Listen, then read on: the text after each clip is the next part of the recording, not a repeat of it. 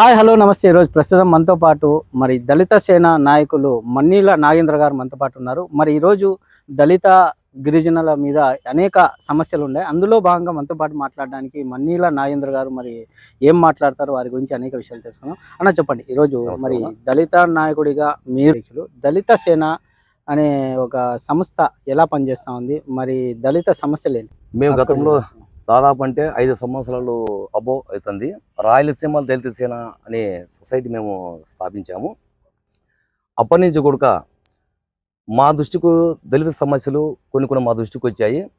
మా దృష్టికి వచ్చిన సమస్యల్ని అది పొలిటీషియన్ కావచ్చు, ఒక రెవెన్యూ డిపార్ట్మెంట్ కావచ్చు, ఏదైతే కొన్ని దాంట్లో మా దృష్టికి వచ్చిన కొన్ని సమస్యల్ని మేము వాళ్ళని తోలుకొని పోయి గవర్నమెంట్ అధికారులు తోలుకొని పోయి చిన్న సమస్యలు పెద్ద సమస్యలు ఏమి మాకు శాతైన కొన్ని సమస్యలు తీర్చాము, రెడీ చేశాము.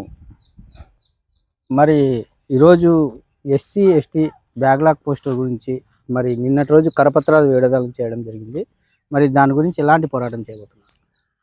మేము ఎస్సీ ఎస్టీ బీసీ మైనారిటీ ఐక్య వేదిక అనే ఒక సంఘము, మరలా దానికి అనుబంధంగా మేము రాయలసీమ తెలిసిన ఆధ్వర్యమున ఈ బ్యాక్లాగ్ పోస్టులు ఏవైతే ఉన్నాయో మన అనంతపురం జిల్లా కావచ్చు, సత్యసాయి జిల్లా కావచ్చు, ఇట్లా ఈ అనంతపురం డిస్టిక్లో గత 8-9 సంవత్సరాల నుండి కూడా ఈ బ్యాక్లాగ్ పోస్టులు ఉన్నాయని చెప్పి మాకు తెలుసు.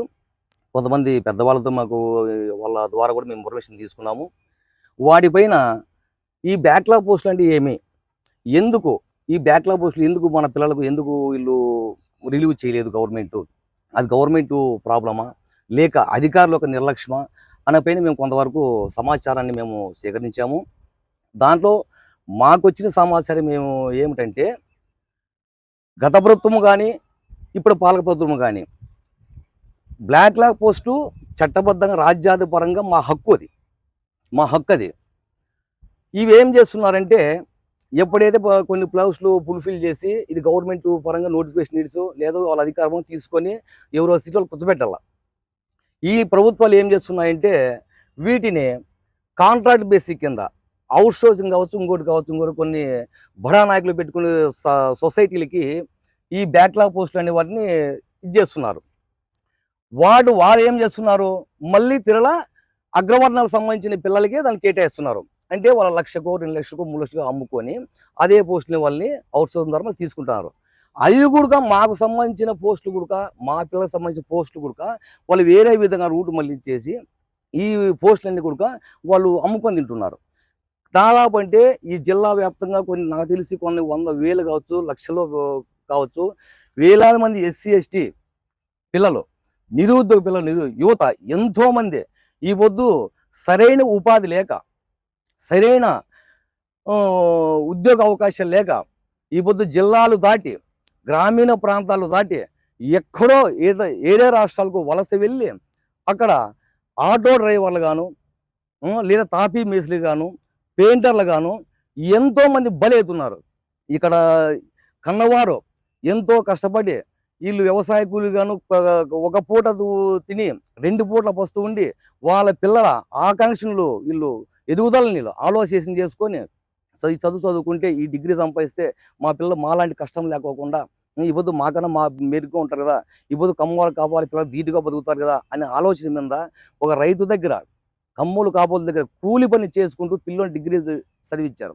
మన ఆ డిగ్రీలు చేసిన పిల్లలు ఈ పొద్దు ఆ తల్లిదండ్రుల ముందరే ఎవరైతే తల్లిదండ్రులు కూలీలుగా పనిచేసారో అదే కూలీగా వీళ్ళు పనిచేస్తున్నారు. మరి ఈరోజు మరి నారా లోకేష్ గారు కూడా మరి అనేక పోస్టులు భర్తీ చేస్తూ ఉన్నారు. మరి దాని గురించి మరి ఇలాంటి పోస్టులు కూడా భర్తీ చేయాలని మీరు ఏమైనా కోరుకుంటున్నారు? సార్, పెద్దలు అనుకుంటే, ముఖ్యమంత్రులు, మంత్రులు, ఎమ్మెల్యేలు, ఎంపీలు అనుకుంటే ఈ పోస్ట్ పెద్ద సమస్య కాదు వాళ్ళకు.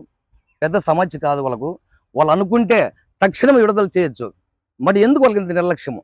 ఈ ఎస్సీ ఎస్టీ బీసీ ఈ నిరుద్యోగ యువత పైన వీళ్ళకి ఎందుకు ఇంత వివక్ష మేము అడుగుతున్నాం. మాకు ఎస్సీ ఎస్టీ కార్పొరేషన్ నిధులు ఆ 1,00,000-2 లక్షల నిధులు మాకు అప్పేది. ఒక తూరు వాళ్ళు లోన్ తీసుకుంటే తిరిగి మళ్ళీ మా ముక్కు పిండి వసూలు చేస్తారు. మాకు అప్పు వద్దు అంటున్నాం. మా పిల్లలకు ఉపాధి కల్పించండి, ఉపాధి కల్పించండి, జీవనోపాధి కల్పించండి.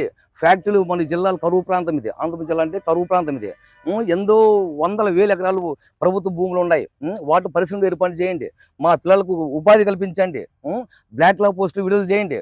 వీళ్ళని ఒక గవర్నమెంట్ ఎంప్లాయీగా గుర్తించండి. సీట్లేకి మా వాళ్ళ పిల్లల్ని కూర్చోబెట్టండి. మేము అదే మా ప్రభుత్వం అనుకుంటున్నాం. చూశారు కదండి ఈరోజు మరి అనేక పథకాలు కూడా ఈరోజు గవర్నమెంట్ విడుదల చేస్తూ ఉంది. గవర్నమెంట్ అనుకుంటే ఎలాంటి పథకాలైనా విడుదల చేసి ఆదుకుంటుంది. అందులో భాగంగానే మరి ఎందుకు నిర్లక్ష్యంగా వ్యవహరిస్తున్నారు? మరి ఎస్సీ, ఎస్టీ పిల్లలకు ఎందుకు మరి వాళ్ళకి బ్యాక్‌లాగ్ పోస్టులు భర్తీ చేయడం లేదని చెప్పి సూటిగా ప్రశ్నిస్తున్నారు. అలాగే వారు ఎస్టీ, ఎస్సీ నిధులు కార్పొరేషన్ ద్వారా నిధులు మాకు అవసరం లేదు. కేవలం వాళ్ళకి ఉపాధి కల్పిస్తే చాలు. మరి ఉపాధి ద్వారా వాళ్ళు బతికే అవకాశం ఉంటుందని చెప్పేసి మరి వారి యొక్క మనోవేదన కూడా ఈరోజు తెలియజేయడం జరిగింది. మరిన్ని అప్డేట్స్‌తో మీ ముందుకు వస్తుంది D3 న్యూస్. చూస్తూనే ఉండండి. అనంతపురం.